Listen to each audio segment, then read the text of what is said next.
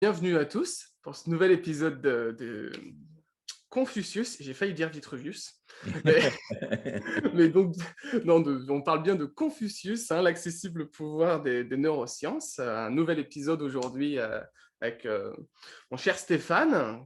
Comment ça va, Stéphane? Eh bien, écoute, super, hein, On est en forme, hein. on est en forme. On est très Ah, grande forme, ah, hein. ouais, ouais, on est bien en Toujours, forme. c'est l'énergie avant tout. Ah ouais, ouais, ouais, non, là, on vient de préparer un petit peu d'autres choses ensemble et super énergie encore une nouvelle fois Eh que oui, l'on va la partager avec vous. la Avec grand vibration, plaisir, hein. il y a que ça de vrai. Vibration et énergie, il y a que par là que les choses changent, en fait. Absolument. Ouais, je suis complètement d'accord. Et du coup, donc pour cet épisode-là, on va parler de la psychologie du succès de Carol Dweck. Oui, monsieur, Et pas que.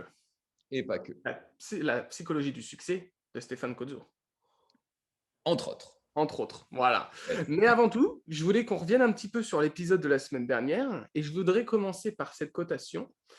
Et que tu. C'est un petit quiz, que tu me dises qui est derrière cette cotation. Donc le cerveau est au Alors service. cotation, c'est l'anglicisme, hein, c'est, citation, c'est ça, hein? Citation. Et tu sais qu'en plus, c'est pas la première fois que tu me reprends. Excuse-moi, j'ai fait un espèce de Faute en anglais, franco-anglais, c'est terrible. Je suis désolé. Cette citation, c'est ça les bilingues. euh, c'est, parfois c'est compliqué. Mais du coup, voilà. Alors, la citation, le cerveau est au service de l'école, alors que c'est à l'école d'être au service du cerveau. Qui est derrière cette citation? Mmh, je dirais Idriss Alberkane. Ah, bah oui, bien sûr. Bien sûr. On est complètement d'accord avec cette phrase-là. Et justement, je voudrais que tu la commentes et que tu redéfinisses l'école pour mettre l'école au service du cerveau, finalement. Mmh. Ouais, Comment tu ferais? OK. Pour moi, l'erreur de de perception, en fait, de démarche de pensée fondamentale, on en avait parlé lors du dernier live, mais de toute façon, c'est des choses qui sont tellement importantes qu'il faut répéter, revoir, répéter pour changer justement le format de l'esprit. Bah, le problème de l'école, c'est qu'elle est formatante. Donc, en fait, elle essaye de faire rentrer des cerveaux qui sont complètement différents, uniques, singuliers, avec des personnalités, des sensibilités, des modèles du monde, des visions du monde complètement différentes. Elle essaye de toutes les faire rentrer dans un même moule. Je vais donner des exemples très concrets. On sait qu'en programmation neurolinguistique et en neurosciences, on a des systèmes de perception. Qu'est-ce que ces systèmes de perception? C'est parmi nos trois, on a 5 sens, mais en PNL, on les regroupe en trois. Le visuel, l'auditif et le kinesthésique. Donc le kinesthésique, c'est le toucher, mais ça inclut aussi l'olfactif et le gustatif. On sait que on a dans ces trois modes, visuel, auditif et kinesthésique, des modes de prédilection pour acquérir l'information. Donc c'est ce qu'on Mhm. appelle le système de perception. Donc le système de perception de l'information.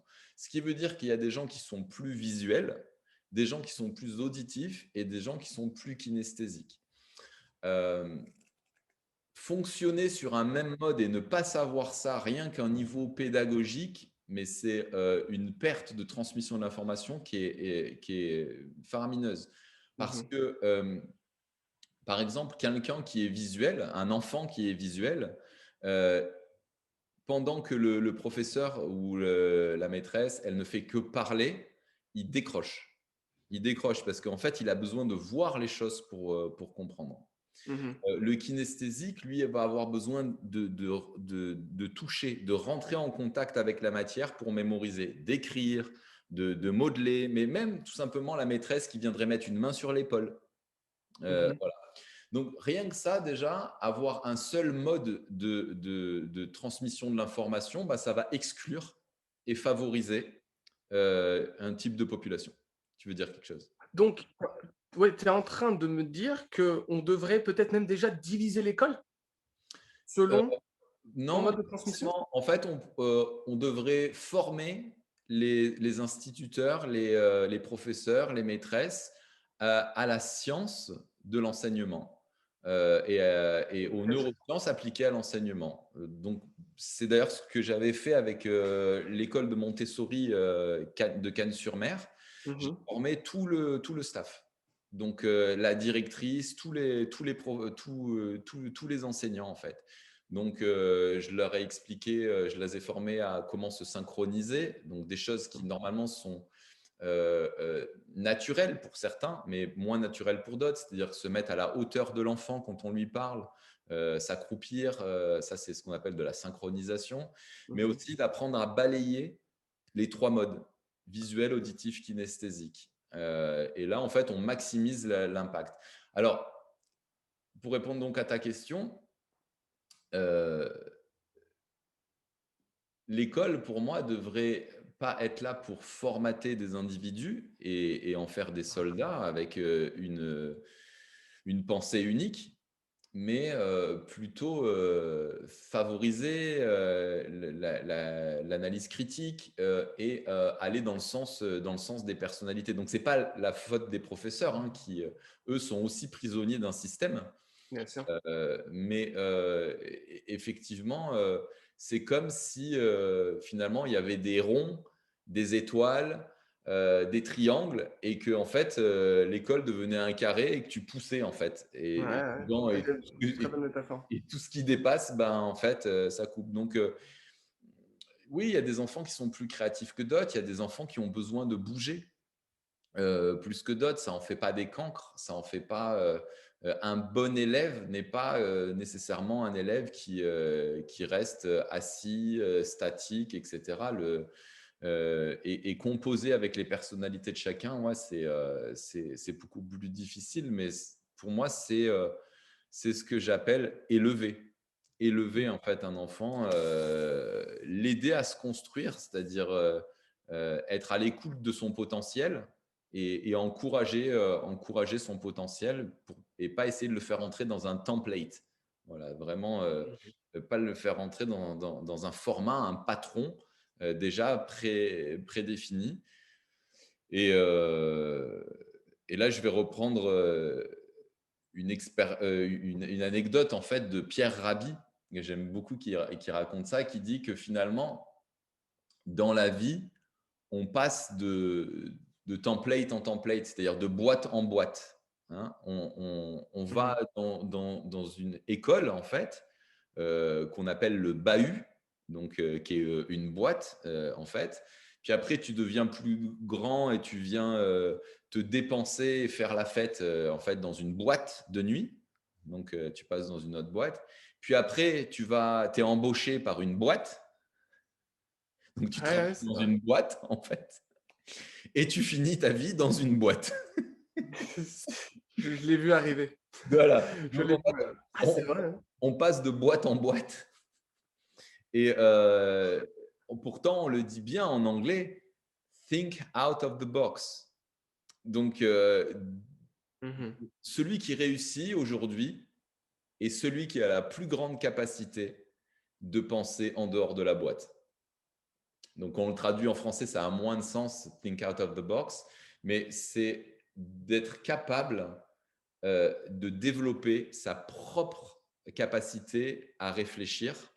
Ça, pour moi, c'est un des plus grands cadeaux qu'on puisse faire à un être humain. Qu'il ne soit pas obligé de s'appuyer sur une religion pour réfléchir, Mhm. qu'il ne soit pas obligé de s'appuyer sur un système politique, qu'il ne soit pas besoin de s'appuyer sur un système moral non plus, mais qu'il ait le courage et comment dire, d'assumer sa propre prise de position et sa propre pensée. Ça fait un leader. Ça Super. fait un leader qui se démarquera toujours du reste du monde et qui sera critiqué, jalousé, attaqué par ceux qui sont dans les boîtes. Voilà. Mais donc, je le dis vraiment à ceux qui écoutent aujourd'hui ce live. Si votre ambition est de faire bouger les choses dans ce monde, si vous voulez laisser une trace ou contribuer en fait à un monde meilleur, on a besoin de leaders. On n'a pas besoin de boîtes. On n'a pas besoin de cadres et de boîtes. On avait parlé des cadres aussi. Dans le dernier Et, épisode, absolument. et c'est beaucoup plus difficile. C'est Mmh. beaucoup plus difficile. Ça demande de la flexibilité. Ah, du coup, voilà, on voit bien encore une fois que la première boîte reste l'école. Donc, il faudrait dès l'école être capable de sortir de cette notion de boîte, en fait, Ouais, de cette notion de cadrage, en fait. tout à Et, fait. oui, donc non, je comprends en fait la difficulté aussi pour les enseignants, hein. C'est vrai que finalement devoir s'adapter aussi à différents élèves, différents modes de transmission, ça doit être très compliqué. Et c'est clair que plus on a d'élèves dans une classe, plus ça va être compliqué. Tout à fait. Voilà. Peut-être commencer aussi à travailler là-dessus aussi. Mais après, évidemment, on a toujours des limites d'enseignants, etc. Bon, c'est une autre histoire. Mais on voit, enfin, en tout cas, merci pour ce partage, Stéphane. Ça donne une bonne perspective de ce que devrait être l'école. Voilà. Alors, Idéalement. Pardon? Oui, idéalement, ouais, tout à fait. Alors, c'est une très, très bonne transition pour ma prochaine question, en fait, qui est de savoir si, du coup, l'éducation est la seule responsable de notre succès. Oh, évidemment, non. Effectivement, elle va quand même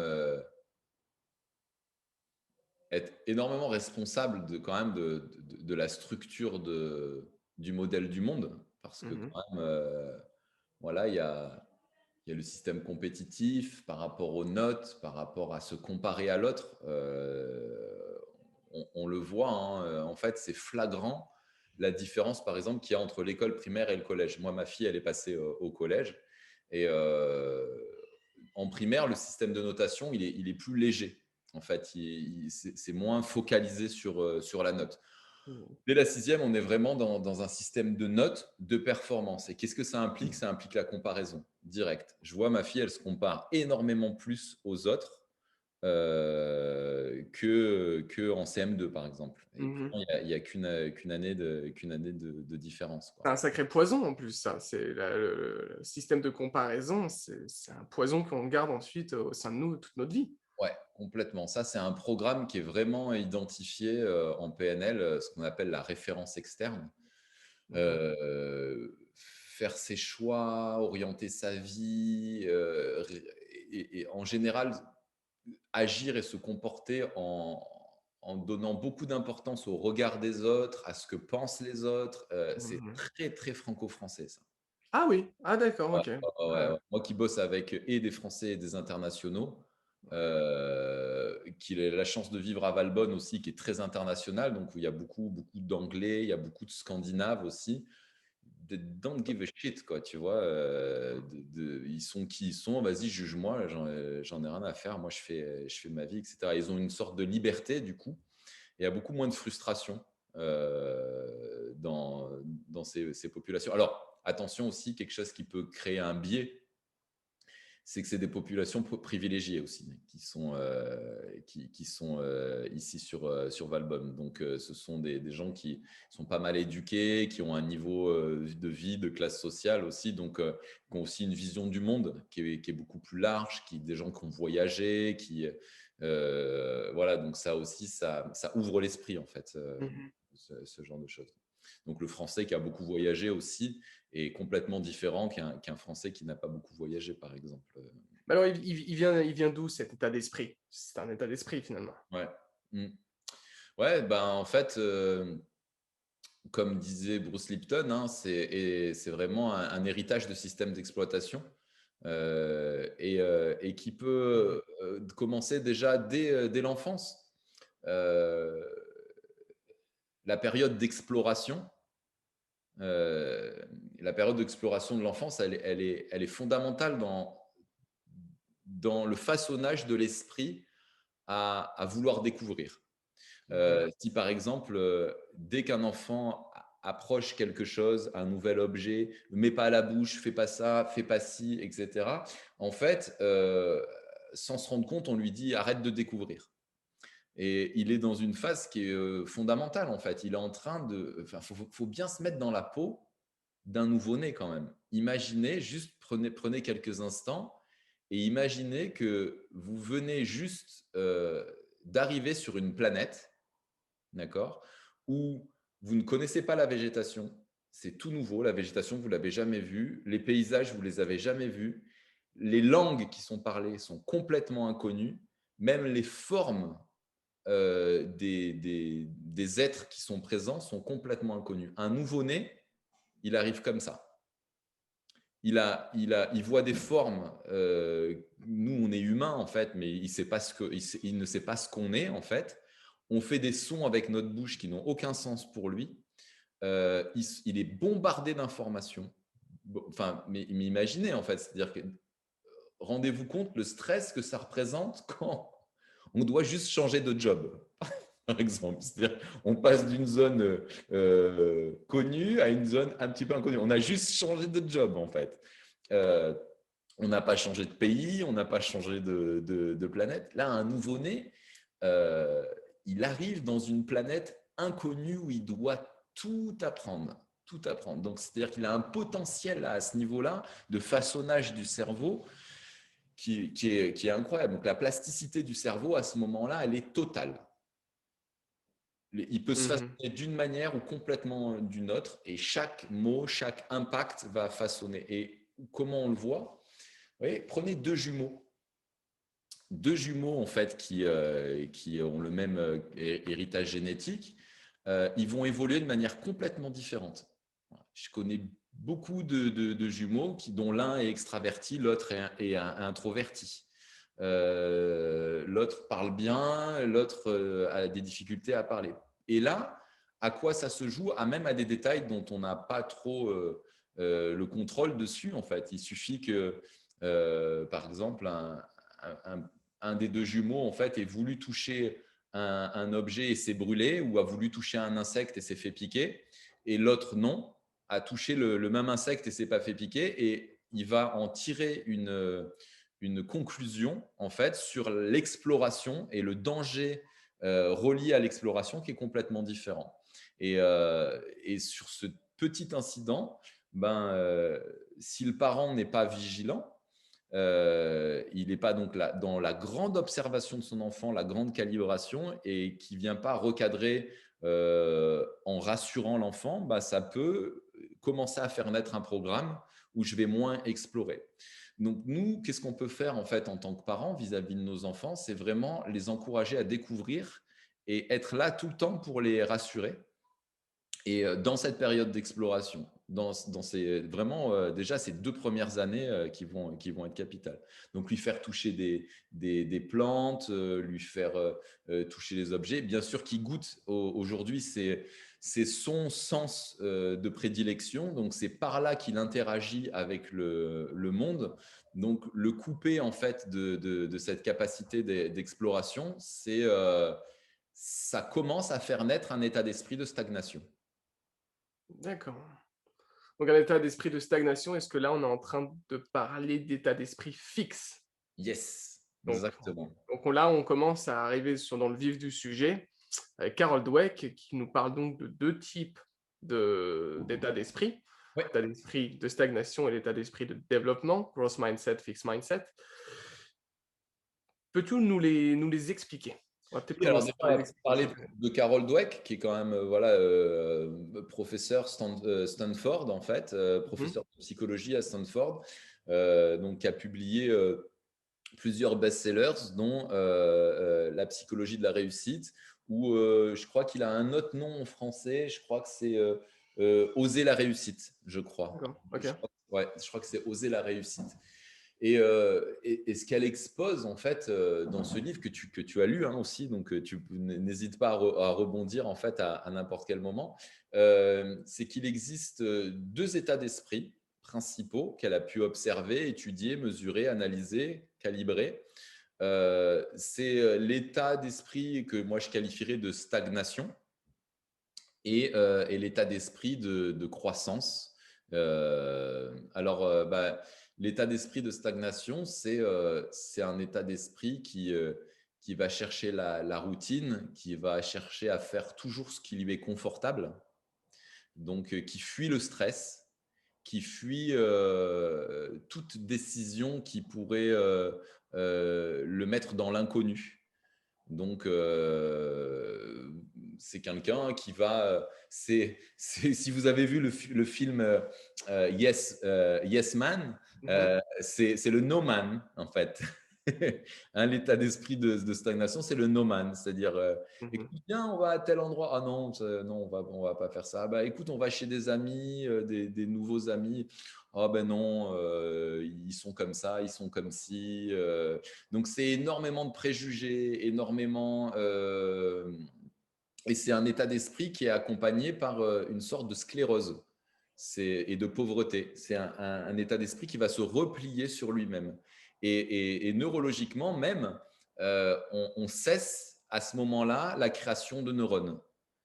Donc vraiment, le cerveau périclite et cet état d'esprit, il est terrible parce que non seulement il va vous faire passer à côté d'énormes opportunités de vie, mais aussi va favoriser les maladies de dégénérescence neuronale comme Parkinson, comme Alzheimer, parce que c'est bien un état d'esprit dont on hérite. Et je peux vous dire que pour avoir accompagné des centaines et des centaines de personnes de tout âge et de tout horizon, il y a des vieux de 20 ans et il y a des adolescents de 80 ans. Et, Mhm. ceux que j'accompagne et que je vois qui sont âgés, qui sont dans le bien vieillir, sont des gens qui ont le goût d'apprendre. Mhm. Et le goût d'apprendre, ça se cultive, ça se développe. Ce sont des habitudes à prendre en fait. C'est comme le sport, l'énergie. L'énergie, on n'en a pas, on la crée. Donc, moins on fait de choses, moins on a envie de faire de choses. Physiquement, en fait, moins on bouge, moins on a envie de bouger. Et plus en fait on bouge, plus on a envie de bouger. Pourquoi? Parce qu'on crée des programmes neurologiques qui créent des hormones et qui nous rendent dépendants à ces hormones positives. Mais tous les processus sont les mêmes pour l'apprentissage, la mémorisation, qu'on verra dans le prochain live, en fait, comment améliorer en fait notre concentration et notre mémoire, c'est très très important.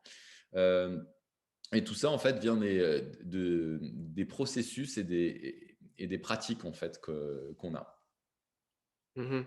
Alors, pour revenir aussi sur le fixed mindset, je crois me souvenir qu'il a besoin d'avoir l'approbation des autres.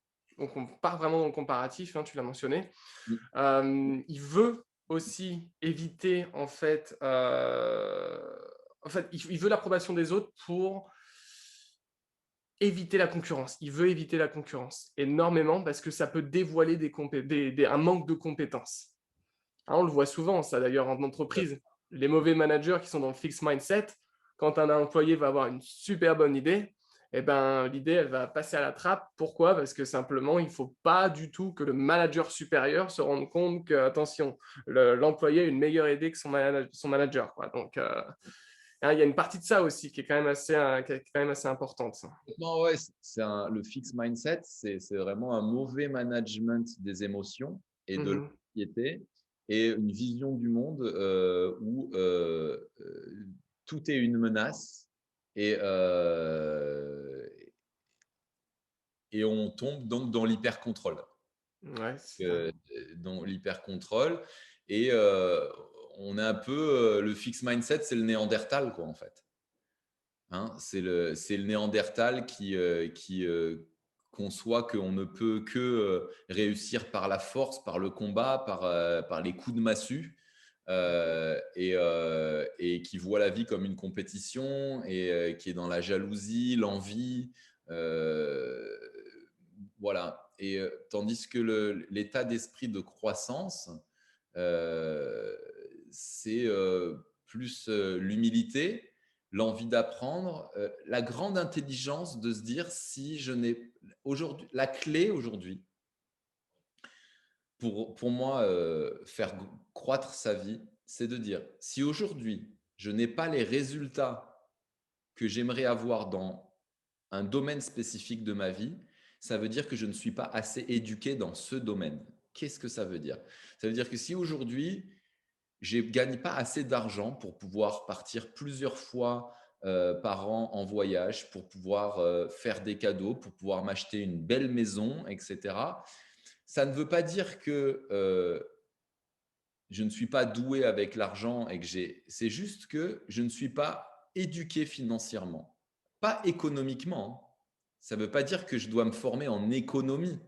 Je dois me former vraiment dans l'éducation financière, c'est-à-dire quel est l'état d'esprit des gens qui réussissent financièrement. Et là, la PNL et les neurosciences nous apportent quelque chose de incroyable, c'est qu'on a réussi à, en questionnant des centaines et des centaines de personnes qui avaient réussi à passer de salariés classiques à entrepreneurs millionnaires, comment ils ont pensé, quel système de pensée ils ont adopté. Alors, il y en a, ils avaient directement ce système de pensée-là, ils sont nés avec ce système de pensée parce qu'ils avaient des parents entrepreneurs, etc. Ou voilà, un environnement, hein, on se rappelle Bruce Lipton, un environnement favorable qui a amené ce stimulat. D'autres n'ont pas eu cet environnement-là. Ils se sont dit, moi, je veux les mêmes résultats, donc comment je peux faire? Et ils ont appris. Et on apprend, on peut se former en éducation financière, on peut se former en éducation sentimentale. Donc les personnes qui répètent les échecs sentimentaux n'ont juste pas le bon système de pensée. Aujourd'hui, hein, c'est pas la faute du karma ou c'est pas la faute du mauvais alignement des planètes ou du pays c'est entièrement notre faute si on n'obtient pas les résultats qu'on aimerait avoir dans notre vie. Et à partir de là, si on accepte ça, on reprend responsabilité de sa vie, donc on arrête de se plaindre, de se chercher des excuses, etc. Et on dit, OK, comment et surtout pas pourquoi. Pourquoi ça marche pas? Non, le pourquoi, c'est parce que je ne suis pas éduqué dans ce domaine, donc on le sait. Donc comment maintenant je peux m'éduquer? Donc comment je peux télécharger des, des programmes de réussite financière? Comment je peux télécharger des programmes de réussite sentimentale? Comment je peux télécharger des programmes de réussite musicale et artistique si j'ai envie de développer mon art en fait? Et là, ça devient vite passionnant parce que de suite, par exemple, surtout sur la thématique de l'argent en France, qui est très rigolote, euh, il va y avoir un- un- un- une multitude en fait de pensées limitantes et de croyances liées à l'argent. Et c'est ça qui va empêcher aux nouveaux programmes de s'installer. Donc, il faut venir identifier les programmes limitants, les faire sauter et ensuite développer. Donc, c'est aussi, nous, c'est ce qu'on a créé comme programme en fait. Hein. Chez Alma, en fait, on a vraiment créé des programmes. Un programme global qui permet de faire sauter la plupart des leviers et ensuite des programmes spécifiques pour la carrière professionnelle, pour l'amour, pour la relation à l'argent en fait. Et c'est génial en fait de se rendre compte qu'une fois qu'on fait sauter ces leviers-là, la personne, elle dit, ah, mais elle commence à, par exemple, à gagner beaucoup plus d'argent et à se dire, mais c'est pas possible. En fait, j'étais persuadé que j'étais condamné à galérer toute ma vie financièrement. Et en fait, non, c'était juste qu'elle n'utilisait pas son cerveau de la bonne manière. Voilà. D'accord. Oh, wow. Ouais, Belle reprogrammation. ouais. Et du coup, en fait, pour bien comparer les deux, le fixed mindset, il est dans la finalité. Le growth mindset, il est dans le voyage, dans la continuité, dans l'évolution constante, sans fin. Ouais, c'est ça. Le growth mindset, il est vraiment ce qu'on appelle, il est focalisé process et pas Mhm. résultat. Ouais, c'est ça. Super. Parce que, en fait, comme Nelson Mandela disait, je ne perds jamais. Euh, je, soit je gagne, soit j'apprends. Soit je réussis, soit j'apprends. Donc, c'est un outil que j'utilise aussi beaucoup qui vient d'un de mes mentors qui s'appelle Martin Latulipe, qui utilisait un outil qui s'appelle AII, l'action imparfaite inspirante. C'est la capacité à agir tout en sachant que ce qu'on fait n'est pas parfait et tout en acceptant le fait de pouvoir se tromper. Ce qui amène, donc si on déroule le fil de pensée, à se dire tout simplement accepter sa vulnérabilité, accepter de se montrer pas parfait et ce qui amène aussi à se détacher du regard des autres ou du jugement qui pourrait nous porter. C'est-à-dire que ça nous ramène à quoi? Toujours au fondamental, à l'estime de soi et à l'amour qu'on se porte. Est-ce que je continue à m'aimer même si je me trompe? Est-ce que je continue à m'aimer même si je ne sais pas quelque chose?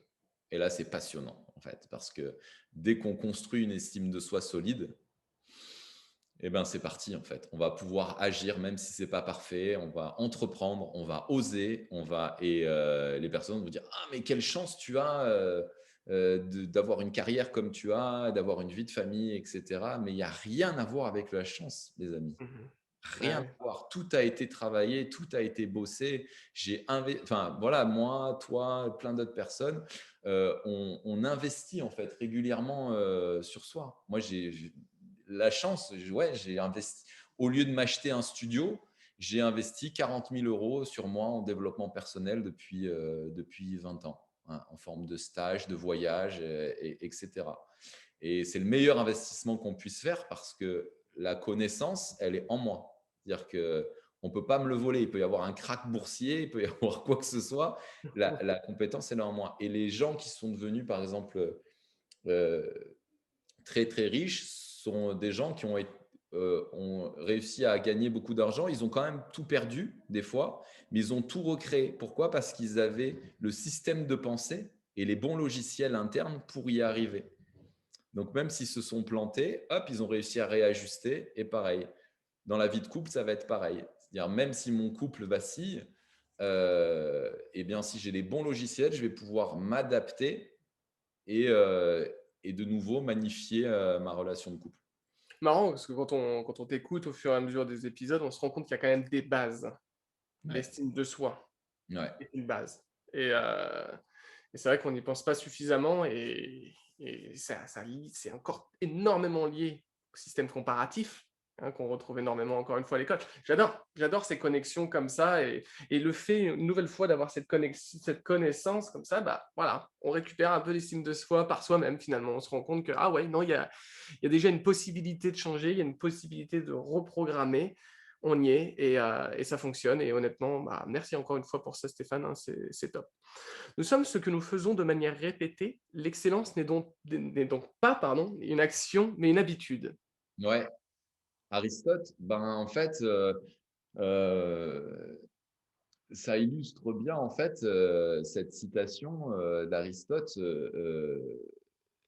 que ce sont des programmes mentaux qu'il faut activer et répéter. C'est-à-dire que le simple fait de prendre connaissance de quelque chose ne va pas suffire pour que le changement opère.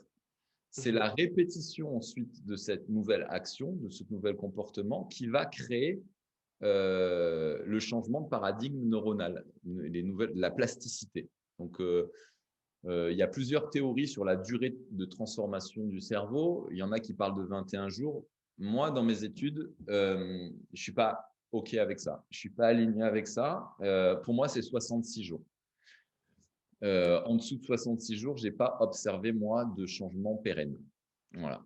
Donc, pour moi, c'est 66 jours, mais ça n'engage que moi et mes propres études. Donc, voilà, s'il y a des gens qui ne sont pas en accord avec ça, je respecte totalement. En tout cas, que ça soit 21 jours, 66 jours ou plus, ce qui est certain, c'est qu'il ne suffit pas d'écouter une vidéo une fois ou de lire un livre une fois et de dire ah oui, c'est ça pour que le changement se fait. Par contre, s'il n'y a pas ce oui, c'est ça, il n'y a pas possibilité derrière de changement. Mais c'est juste la première étape. C'est l'étincelle, en fait, Mhm. qui va commencer à nourrir l'envie de développer un nouveau comportement. Mais c'est la répétition de son comportement qui va en faire une habitude. Et, euh, et l'habitude, en fait, ensuite ne demande plus d'effort. Et donc, ça se fait pas comme ça, Non, finalement.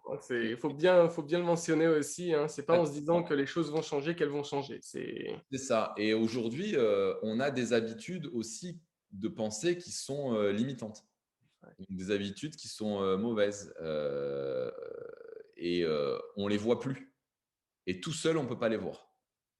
On peut pas les voir. Donc, si aujourd'hui, on n'a pas les résultats qu'on veut par rapport à l'argent, par exemple, c'est qu'on a des mauvaises habitudes.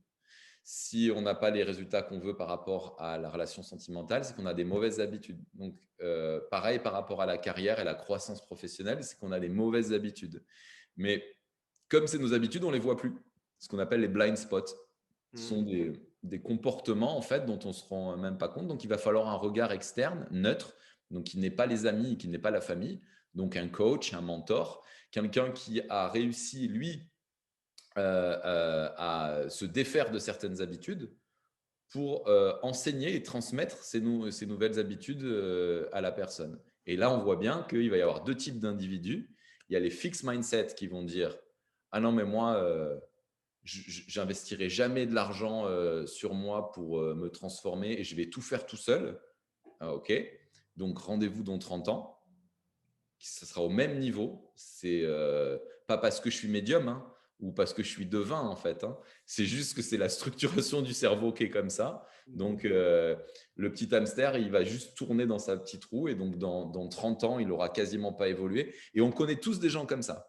On connaît tous des potes qu'on a eu au collège où on s'entendait super bien et on les revoit 20 ans après et c'est effrayant. En fait, ils n'ont pas évolué. Ouais, oui, c'est vrai.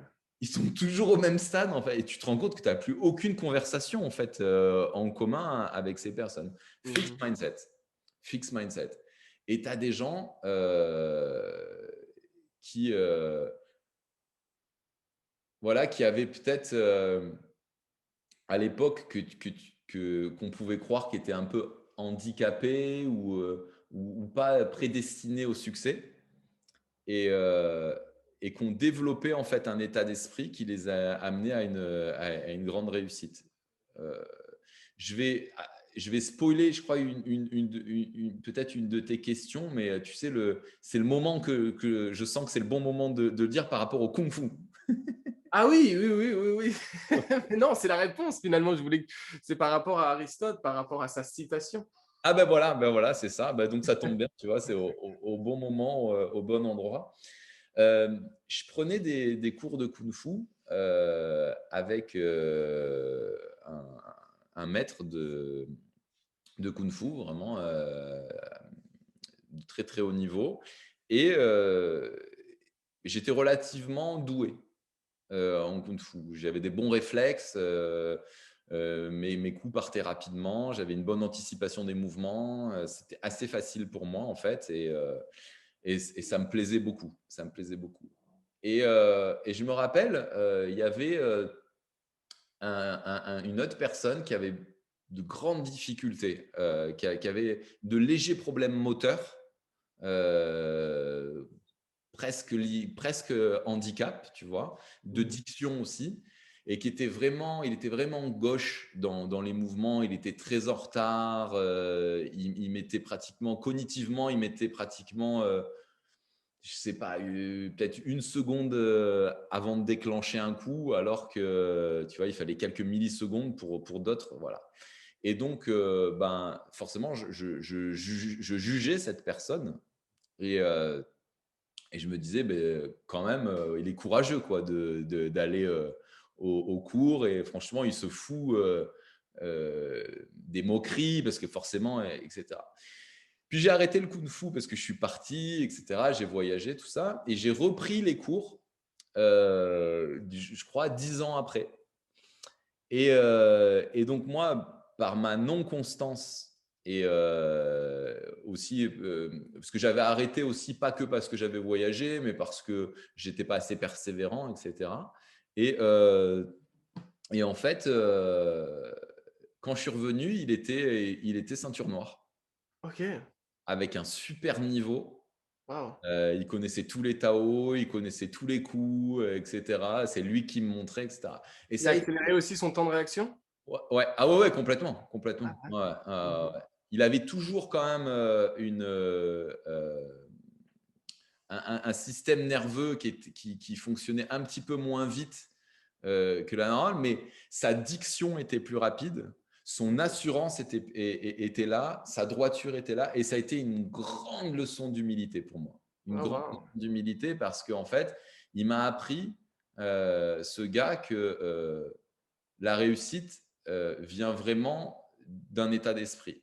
C'est-à-dire qu'en dépit des difficultés, en dépit du retard qu'il avait par rapport aux autres, il a continué régulièrement, tous les jours. Il venait quand d'autres, comme moi, on allait prétexter qu'il faisait froid, qu'on avait autre chose à faire, etc. Il était là, il était là, il était là. Et donc, ça envoie deux messages hyper positifs. Un de la PNL qui dit « Ce qui est possible pour quelqu'un dans le monde est aussi possible pour moi si j'y consacre le temps et l'énergie. » Il en est la preuve, il en est l'incarnation. Et, et que vraiment, c'est d'ailleurs Carol Dweck, je crois, qui dit ça dans son livre, euh, des fois, les gens qui sont très doués dans une discipline ne sont pas ceux qui réussissent le plus. Non, bah oui, non, avec justement, j'allais en parler. Tu vois, c'est Ah, parfait, une transition parfaite sur le talent. ouais, On c'est va ça. parler du talent.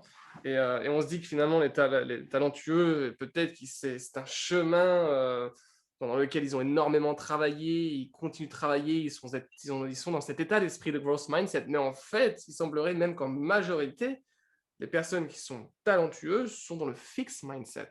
Ouais. C'est incroyable d'entendre ça, Ouais, finalement. ouais, ouais. Et oui, c'est vrai que ça peut être surprenant et en même temps, c'est très logique parce que euh, la plus grande, pour moi, des compétences à acquérir, c'est le goût de l'effort. Oui. Mhm. L'effort surpasse le talent, Ah ouais. finalement. Ouais, ouais.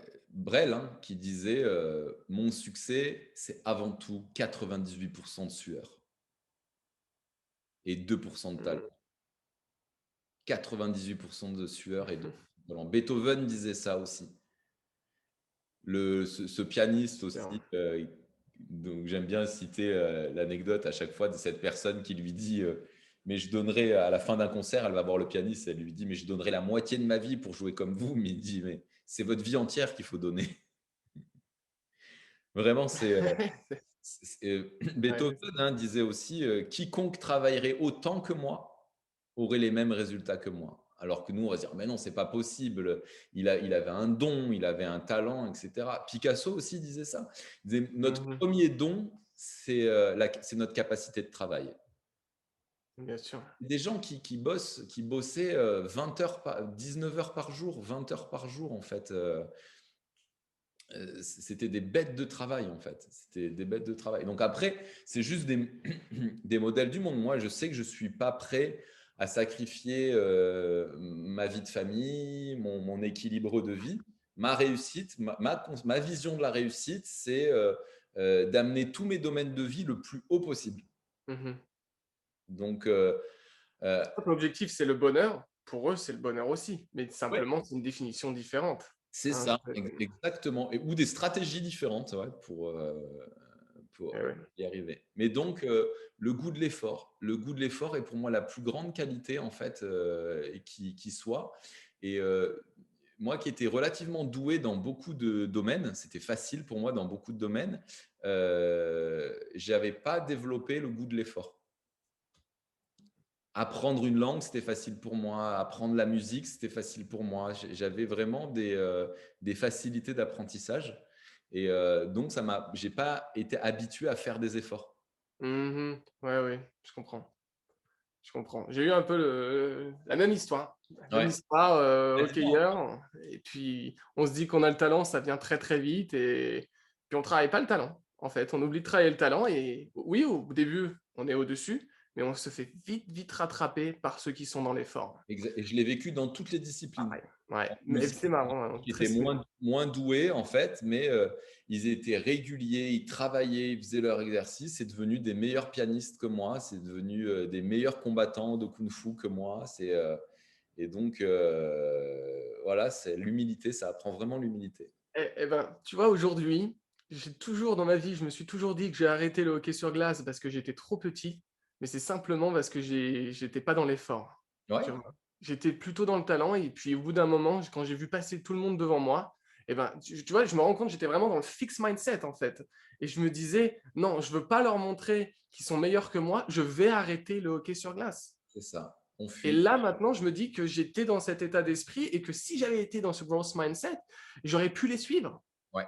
en fait. Et c'est incroyable de réaliser ça. Et tu vois, j'en ai même ça pétille dans ma tête là de penser à Et ça. tu te rends compte que et Waouh. finalement, moi, ce que j'apprends dans tous mes programmes, c'est à développer cet état d'esprit de croissance. C'est De hyper retrouver, important. tu vois, l'autonomie, la maîtrise de nos pensées, la maîtrise de nos émotions, qui fait que grâce à une estime de soi saine, face à la difficulté, je transcende la Mmh. difficulté, je transcende le challenge. Hein, en gros, c'est la différence entre état d'esprit fixe et état d'esprit de croissance, c'est que l'état d'esprit fixe face à un challenge, il fuit en se cherchant des magnifiques Ouais, excuses, multiples et variées. voilà, exactement. Multiples et variées, du genre Absolument. c'est pas pour moi, s'il y a trop de difficultés, c'est que l'univers ne le veut pas pour moi. Ouais, non, mais c'est Elle est fantastique. mea culpa, ouais. Ouais. Qu'il y ait des difficultés ou pas de difficultés, ça ne donne aucune indication sur la volonté de l'univers à ce que vous atteigniez votre objectif. C'est simplement est-ce que vous êtes suffisamment déterminé pour y arriver. Et l'estime de soi est fondamentale. Bien sûr. L'estime de soi est fondamentale. C'est vraiment les fondations. Et cette différence aussi entre le fixe et le growth, c'est que le growth va vraiment, donc l'état d'esprit de développement va vraiment accepter l'échec. Mhm. Et si vous placez la barre extrêmement haut et que vous ratez, votre échec sera supérieur au succès des autres. Ouais, c'est James ça. Cameron qui l'avait dit, et je trouve que c'est totalement vrai et qu'il faut vraiment être dans cet état d'esprit de développement pour se comprendre que l'échec n'est absolument pas une mauvaise chose. Au contraire, en fait. Et c'est ça, et tout l'objet de mon approche, c'est de réencourager les gens à avoir de grands rêves, le big dream, en fait. Parce qu'en fait, Mhm. quand on a un grand objectif, un grand idéal de vie, en fait, euh, ça va nous donner l'envie d'agir pour l'atteindre. Et effectivement, on va se planter, mais en se plantant, en fait, on va ajuster et apprendre. Et comme ceci, gagner en compétences, gagner en expérience. Et à force de répéter ce processus-là, au bout d'un moment, il y a un résultat. Mais si à la moindre difficulté, au moindre échec, ben, on arrête, et ben effectivement, on reste là où on est. Et je vois, il y a beaucoup de gens qui, par exemple, euh, quand ils doivent prendre la décision de rentrer dans nos programmes, euh, ils ont peur en fait d'investir parce que c'est une certaine somme d'argent et ils restent dans cet état d'esprit fixe en fait, en Mhm. disant mais quand j'aurai l'argent, je le ferai. Euh, ou voilà, je suis pas prêt à investir telle somme d'argent dedans. En fait, tout ça sont des mensonges euh, qu'on se raconte dans notre tête par c'est l'état d'esprit fixe qui nous maintient dans cette zone de connu en fait. Donc on fuit le challenge, on fuit le stress, etc. Et tous ceux qui se sont inscrits dans les programmes en dépit d'avoir fait un gros effort financier, de peut-être pas partir voyager cette année-là, etc., en ayant eu peur même de faire l'investissement, en disant mais c'est peut-être une arnaque, peut-être ça va pas marcher, peut-être que ça marche pour les autres mais pas pour moi. Tous, dans la première semaine de la formation, ils nous disent mais c'est la meilleure décision qu'on a prise de notre vie. Parce qu'en fait, en 3 mois, ils font une croissance en fait mentale énorme. Et c'est grâce à eux. C'est ce qu'ils savent pas, c'est que pourtant je leur dis, mais c'est surtout grâce à cette décision d'avoir réussi à dire, OK, je vais arrêter de faire ce que je fais depuis toujours, parce que sinon j'aurai toujours les mêmes résultats. Et ouais, j'ai peur. Oui, c'est difficile comme décision. C'est de l'argent, mais je le fais quand même. Et j'ai un énorme respect pour ces personnes parce qu'ils ont écouté finalement leur âme et pas le cerveau reptilien, le néandertal derrière qui reste dans ta grotte et voilà. Et Eh autre ben, sujet. Un excellent. jour, il faudra qu'on fasse un live sur l'argent, je pense. Ah, complètement. Il faut Ouais. qu'on sorte tous de cet état d'esprit Ah là là, parce lié que à l'argent qui nous bloque, mais totalement. Ouais. mais c'est incroyable, quoi, les Mm. croyances limitantes qu'on peut avoir par rapport à l'argent, alors que c'est possible de gagner 20 000, 30 000, 40 000 euros, 100 000 euros par mois. C'est tout, là, vous tous là qui écoutez en ce moment, en live ou en replay, je vous le dis droit dans les yeux, vous pouvez gagner autant d'argent qu'il est possible de gagner de manière honnête, respectueuse et en aidant les autres, en faisant le bien. Et, euh, et c'est juste une rééducation du cerveau à faire. Moi, j'ai passé pas mal de paliers à ce niveau-là. Il m'en reste encore à passer de paliers. Mais par exemple, je ne pensais pas qu'on pouvait gagner 20 000 euros par mois. Pour moi, c'était dans ma tête, c'était impossible en travaillant peu en plus. Quoi, tu vois, je pensais qu'il fallait beaucoup travailler pour. Là, non, aujourd'hui, tu Ouais. peux passer 15 heures par semaine, voir ta famille, faire une balade comme j'ai fait tout à l'heure dans la forêt à Valbonne, voyager, rencontrer des gens super, être libre. Une des clés, quand même, par contre, ce qui est obligatoire, c'est d'être entrepreneur. Ouais, bien sûr. Voilà. Faut passer. Après, on peut tous l'être, j'imagine. Encore une fois, c'est Tout des le monde peut croyances être limitantes. entrepreneur. Tout le C'est monde peut des être croyances limitantes. entrepreneur. C'est un entraînement. C'est un entraînement. Eh bien, écoute, Stéphane, encore après ce magnifique live, on a déjà dépassé notre temps, mais c'est pas grave, c'était hyper intéressant, encore une fois. Mais Une bonne question, je pense, pour tout le monde à se poser aujourd'hui. C'est la question que je me pose. Et d'ailleurs, j'ai un petit peu fait aussi mon auto-analyse pendant ce live. Hein, j'ai partagé avec vous. Mais c'est de savoir si vous êtes dans le growth ou dans le fixed mindset, dans l'état d'esprit fixe ou dans l'état d'esprit de développement. Déjà, dites-le le en fait de commentaire. Ouais. savoir ça, Mm. ça va vous permettre déjà de vous poser les bonnes questions. Énorme.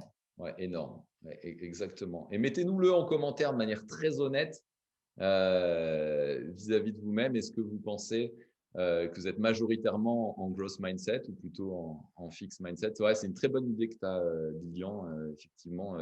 Et c'est un cadeau pour vous-même, en fait, parce que ça commence par là. Déjà, si je me rends compte que je suis beaucoup en fixed mindset, je prends toujours la même route pour aller au travail, je vais toujours au même endroit, je vais toujours au même resto. Hein, ça, c'est des indicateurs, hein, en fait. Hein.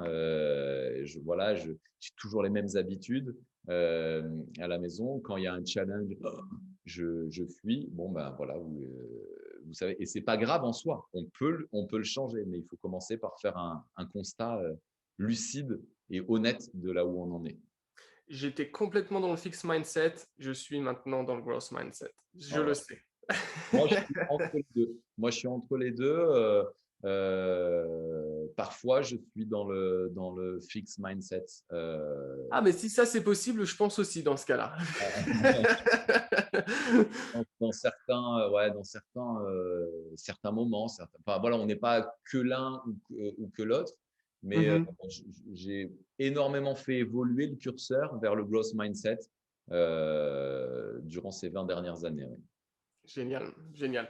Eh ben, je suis pressé de voir dans les commentaires voilà, si on a ce qu'on a en fait Ouais, finalement, hein, de quel côté on est. Mettez les pourcentages hein, même, hein, parce que voilà, comme le dit Stéphane, on ne peut pas être l'un ou l'autre. Et on peut être un petit peu l'un ou un petit peu l'autre. Et ça dépend aussi des sujets, des topics, du contexte de la vie. Enfin voilà, c'est… c'est ça. Et ceux qui veulent booster soit leur vie de couple, soit trouver leur carrière, mission de vie ou la relation à l'argent, et que vous voulez en savoir plus sur nos programmes, ben, n'hésitez pas à nous le faire savoir en message privé. Hein, directement, envoyez un petit MP sur la page Facebook et nous, on vous expliquera ce qu'il est possible de mettre en place pour vous par rapport à vos besoins. Super. La semaine prochaine, épisode sur l'apprentissage, mémorisation, concentration. Là, on va avoir des sacrés outils que Stéphane va partager avec nous pour améliorer tout ça. Je veux atteindre la mémorisation ultime, Stéphane. C'est mon objectif la semaine prochaine. Tu Tu vas me m'auras le donner. promis, je t'apporte la pilule magique. La petite boîte avec la pilule, C'est je ça, veux exactement. ça. Je sais pas, j'ai cette envie, cette mémoire pour moi est hyper important parce qu'on justement le fait de mémoriser ces choses magnifiques qui nous entourent, je trouve que c'est hyper important et c'est trop triste de laisser ça partir. Je suis pressé d'être aussi à cet épisode-là hein, et encore une fois merci pour aujourd'hui, c'était génial. Merci, On s'est éclaté Lilian. une nouvelle fois et Ouais, on se merci retrouve la semaine prochaine. de me donner le rebond. C'est vraiment, vraiment génial. Et merci à vous toutes et à vous tous de nous écouter et de partager, de liker.